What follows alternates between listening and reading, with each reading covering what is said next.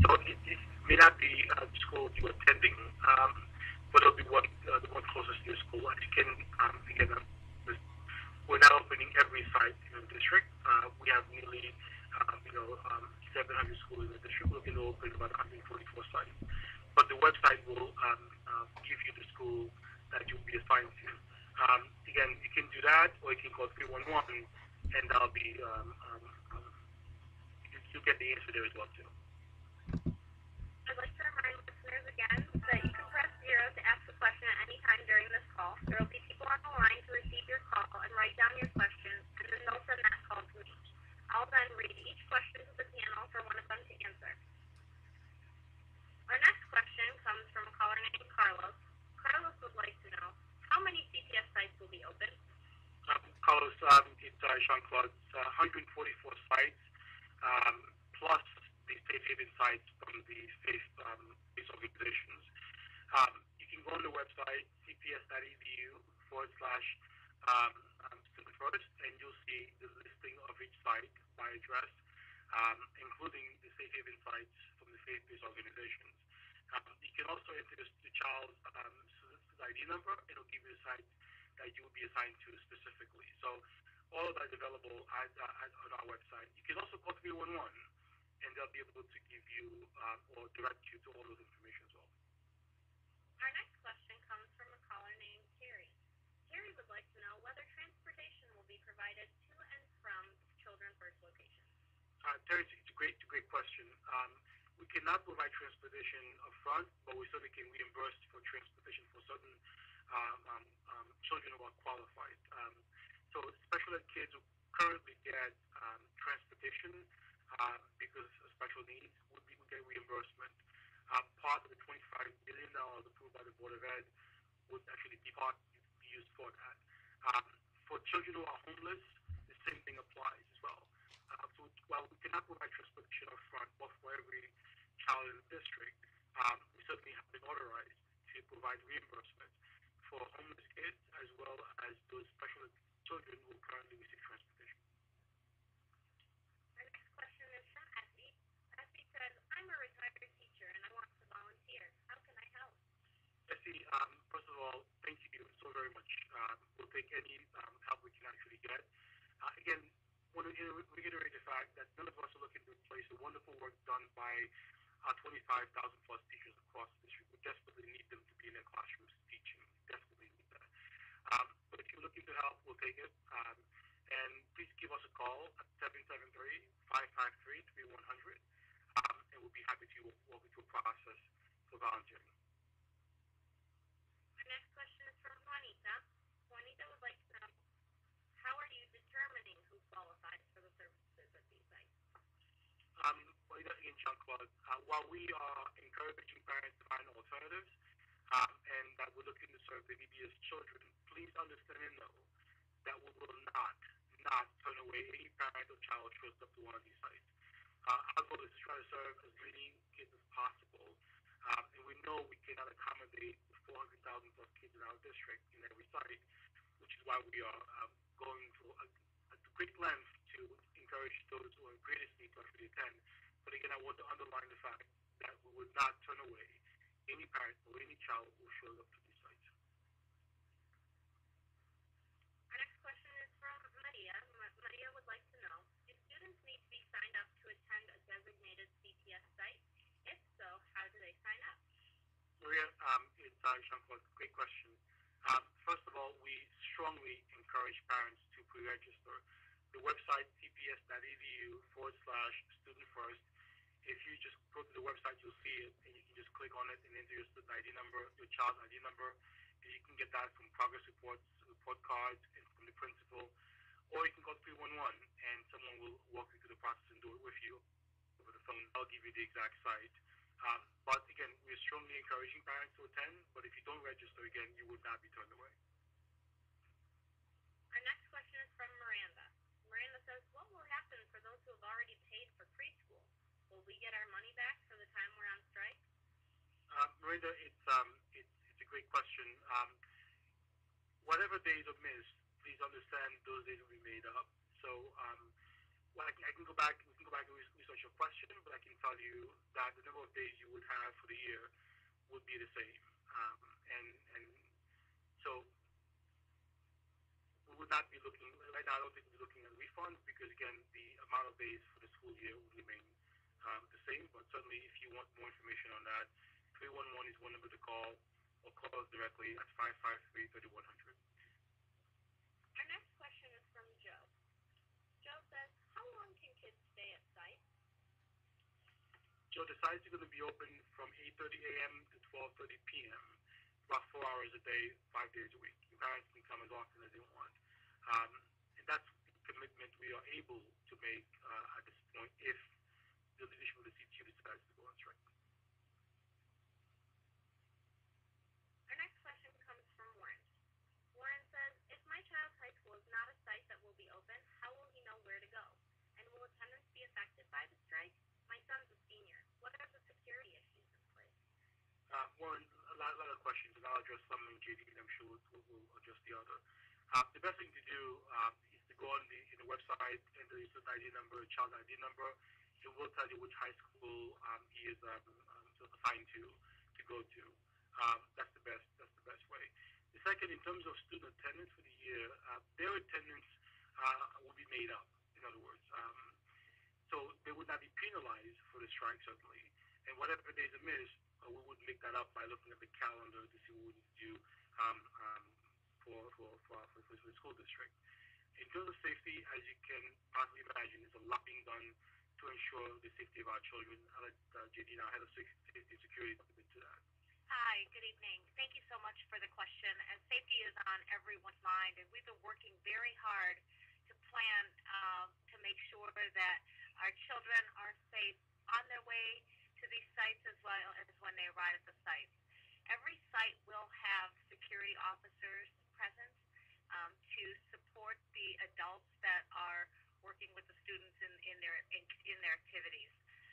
These security officers have been trained, and we are hoping that there will be familiar faces, and we try to map security officers as best we can to where we believe familiar faces will be present. In addition, as mentioned earlier, we have been partnering very closely with the Chicago Police and other city agencies to make sure that we are all focused on keeping our children safe. Thank you, Janine. Our next question comes from Letty. Letty says, I have a special needs child whose IEP requires transportation. He has an aide on the bus and in school. How is this issue being addressed? Will there be therapeutic locations? Let me just say, Leslie, right? Letty, I'm sorry. It's Jean-Claude. The therapeutic sites would not be impacted in the event of a strike. They are privately contracted, and they would remain open. They would not be impacted, just like parochial schools and most charter schools in the city would not be impacted because, again, those teachers are not members of the CTU. And for those who are not part of a private therapeutic site, with CPS, any child who qualifies for transportation right now, we're prepared to offer reimbursement for those parents for transportation. But again, those contracted therapeutic sites would not be impacted because, again, the staff there are not members of the CTU. Thank you, Letty, for your question. Question from David. Will the Park District be participating as part of the Children First Plan? David, the answer is yes. So Parks Department, sister agencies like Parks, certainly are participating, as you can understand, in different sort of capacities. Libraries don't really have the capacity for childcare, for watching children, but the Parks Department certainly does.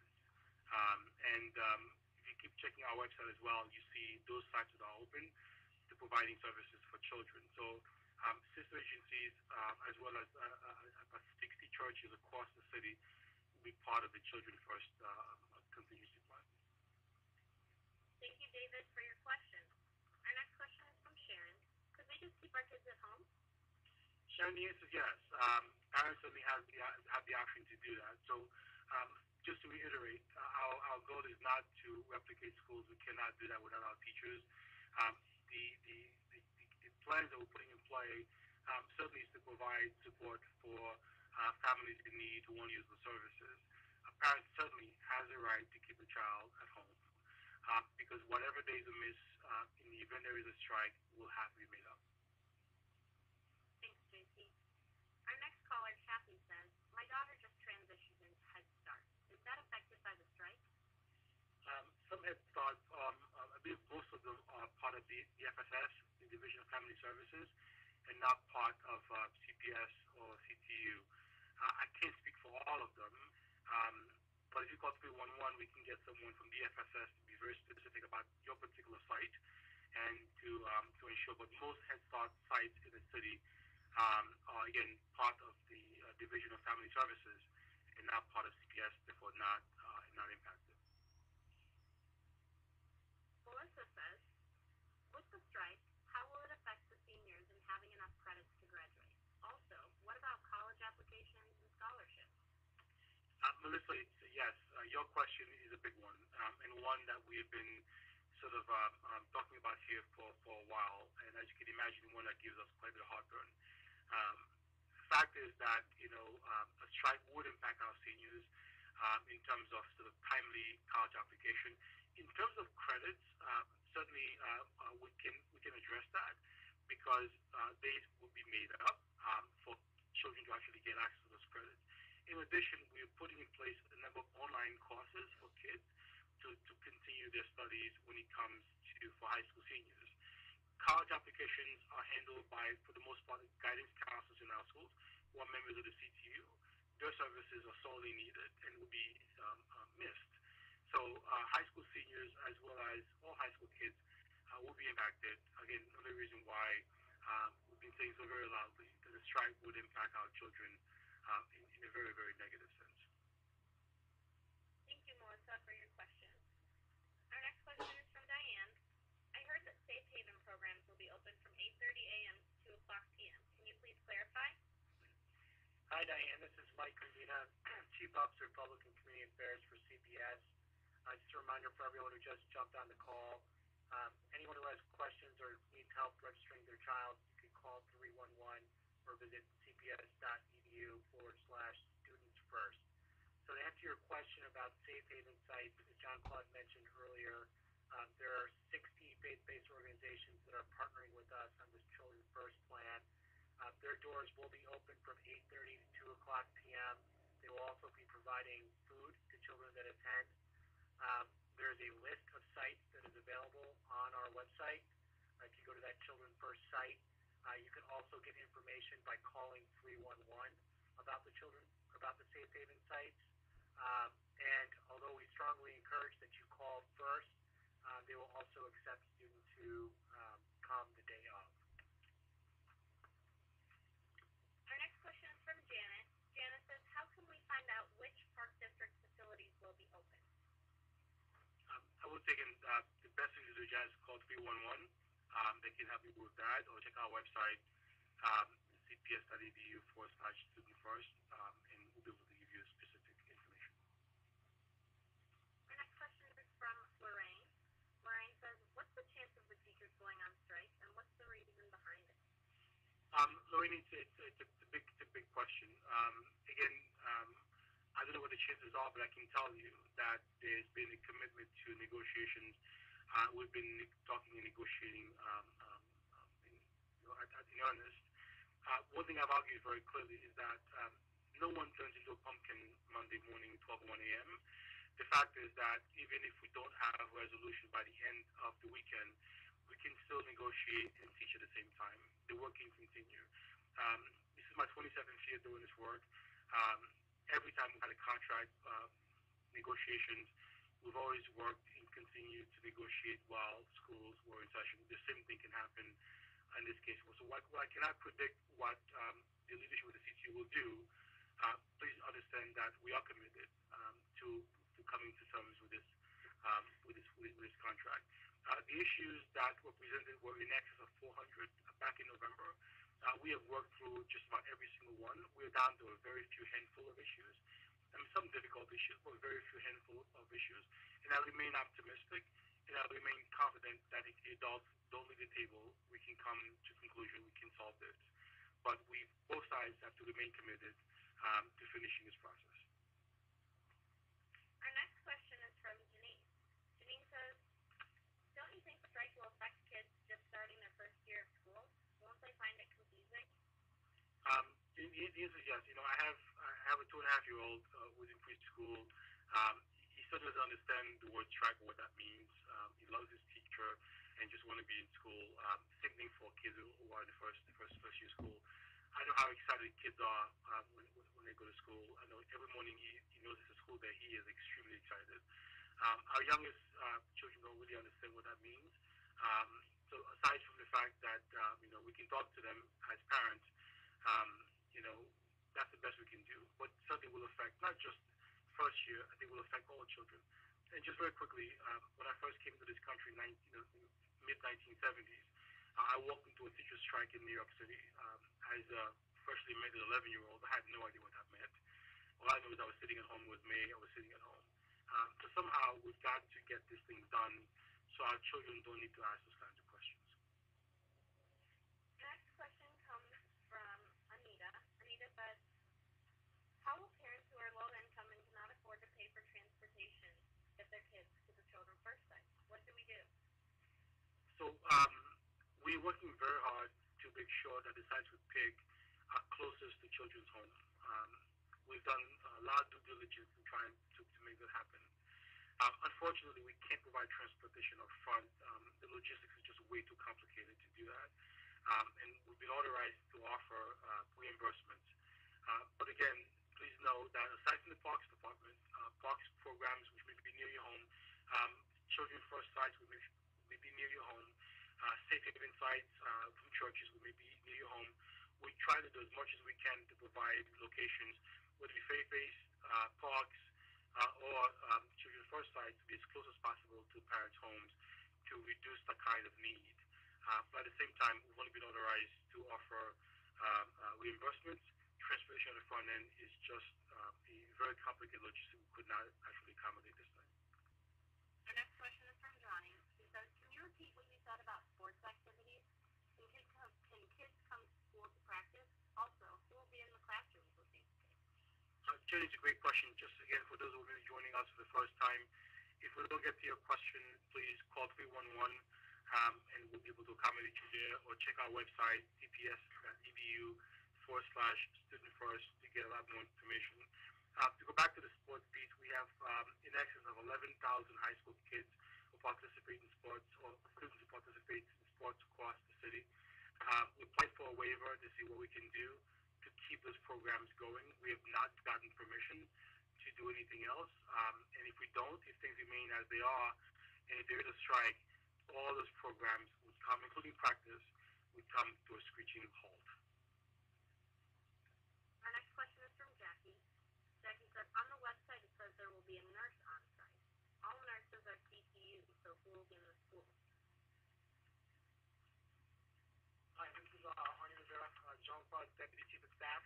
Here at Chicago Public Schools, we actually have a combination of CTU represented nurses as well as contractual nurses that we have through a number of vendors. And what we will be doing is, in order to provide the necessary nurse services, we will be deploying our nurses who are currently on contract to ensure that we have a nurse available at least every site, and possibly, depending on the students that are attending these sites, there will be multiple nurses. Thank you, Arnie. Our next question is from Mike. Mike says, what about all the after-school programs we used to have before the full school day? Not sure I understand, but the question, Mike, in terms of the after-school programs with the full school day, remain. The full school day did not impact the after-school programs. In fact, they've been part of our planning from day one as we look to launch the full school day program. If you're talking about in the event of a strike, we have in excess of 25 vendors who are pushing into schools to support the 4 hours. After-school programs, as you can imagine, probably would not be going on and in the same way as they would be if schools were in session. The next question is from Scott. Will the children be able to cross the picket line if they cross to go to these sites? Scott, it's a great question. It's one as well we've been talking to here about fact is that, JD with the safety and security folks working to make sure that no one, feels any kind of safety issues as they walk into these sites. It is my hope and expectation that since I know teachers care about kids, that it would not prevent a child from coming into a school to get essential services and meals. My message very simply has been that we're not looking to replace the wonderful work done by our teachers. I need them in school. Our goal very simply is to provide basic services to kids across the city. It is, again, my expectation that since our teachers love their children, that it would not do anything to discourage children from coming and getting breakfast and lunch in schools. The next question is from Sherry. And Sherry says, I have two kids who go to two different schools. Can they go to the same site? Sherry, I think if you were to enter the student ID, I think you probably get the same site because it's going to be based primarily where you live. The idea in trying to get kids as close as possible to that particular site. But if not, we can certainly try to accommodate you. Just give us a call 311, put 311, and we'll make sure that we accommodate you. Michelle says, if the school we go to is out of our neighborhood, can we go to that school? And for parents keeping kids at home, can you provide something to keep kids up academically? If they're keeping a child at home, it's very difficult to do. Our instructional division can provide some suggestions what you can do as a parent with a child at home. There are websites, etc., that you can access to do that. Libraries, again, as you have heard from us, will be open and will accommodate a lot of kids. Again, they'll require, I believe, adult supervision. They cannot do that. So that's a potential source for parents as well who choose to keep their children at home. Our next question is from Tracy. Tracy says, will students be required to wear uniforms to these schools? Tracy, no. No uniform required. Again, we're not trying to replicate school. We cannot do that. Our goal very simply is to provide breakfast, lunch, and some constructive activities for kids who come in for the 4 hours. But this will not be school as usual in the event that the CTU leadership decides to go on strike. Again, for those joining us now, if we don't get to your question, 311 is a great place to call. Check our website, cps.edu/student first. Amy says, are the activities age appropriate? Will we need to send supplies with our children? No supplies needed to be sent. Age appropriate, the answer is yes. The instructional division here, my education division, has been working hand in hand with the folks who have been planning all of this to make sure that we provide to kids across the district is age appropriate. Again, don't forget that these sites are going to be led by principals and assistant principals, people who run schools traditionally. Our high school principals as well as elementary school principals will be assigned to the sites. So you will have a number of pedagogues who will be at the sites to manage what is happening in the schools. The next question is from Esperanza. She says, how can my family support CPS to help you guys get through this? What do you need from parents? Support your patients is all we can ask right now, and ask questions, frankly, not just of us, but of the CTU leadership and anyone else. We are working very hard to ensure that we have schools in session on Monday. I would love to be able to, tomorrow morning, stand in front of cameras to all of my parents that the stress you've been feeling is over.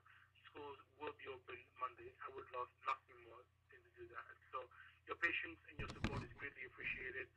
The principals who are running the sites can also appreciate, will also appreciate your support in doing that.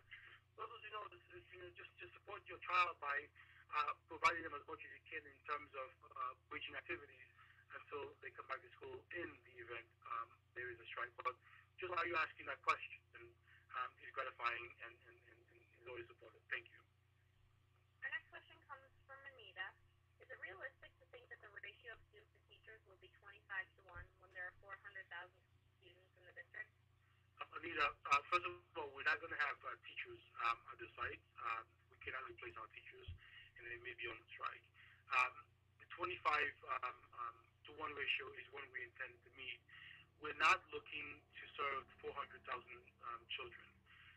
We expect maybe 150,000 would show at those sites. So we have central office employees, principals, assistant principals, security, kitchen staff, 500 plus employees of community-based organizations who will be pushing into schools. We anticipate the ratio to actually be better than 25 to 1. We also have backup plans in case we have more children show up to a site than we anticipate to have adults be bussed into the sites as quickly as possible. So we are planning for 25 to 1. We expect a better ratio, but we do not expect to be able to serve 400,000 children. The next question is from Dan. It says, why is CPS making kids attend makeup days when the strike is an action taken by teachers? Then by state regulation, we have to meet a minimum number of what are called aidable days, not just for funding, but to ensure that we have quality instructional programs in our school. So we need a minimum number of school days throughout the school year. Same way, if you have too many snow days, you've got to make them up. You may remember the last major snowfall in the city, we had to make up some days in the district. The same thing would happen in this case, again, depending on the number of days there will be a strike. So we have to open school, again, by law, for a minimum number of days across the school year.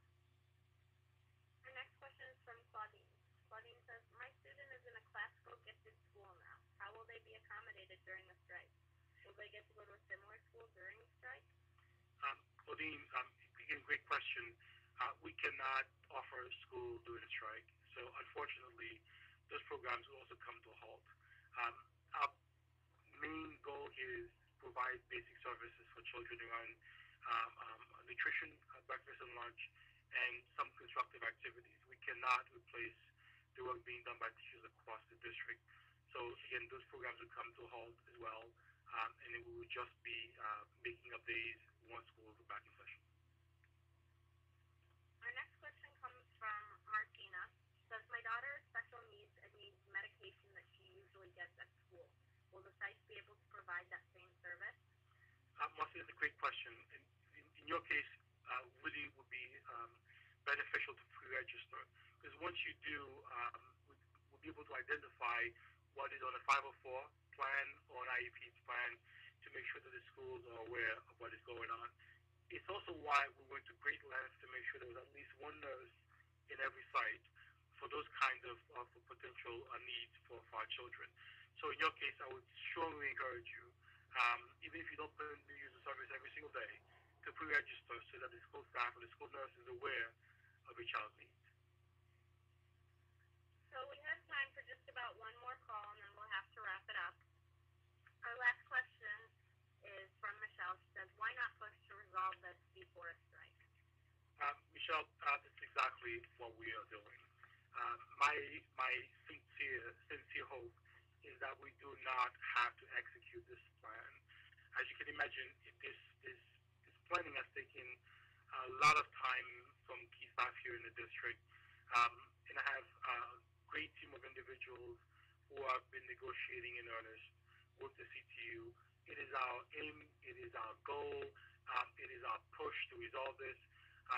We've made tremendous strides in a year in the district. Every possible academic indicator is up, from graduation rate to ACT. Everything is up after just 1 year push. We have a huge curriculum push in the Common Core this year. None of us our children don't need this, don't want this. We do not need this. We need our teachers in our classroom. We need their services. We're working very, very, very hard to come to resolution so we do not have to execute this plan. That's all we have time for this evening. Jean-Claude, do you have any closing remarks? Absolutely. Again, thank you so very much for joining us this evening, and thank you for your patience as we continue to work every single day to reach an agreement with the CTU to avoid disruption to your children's learning.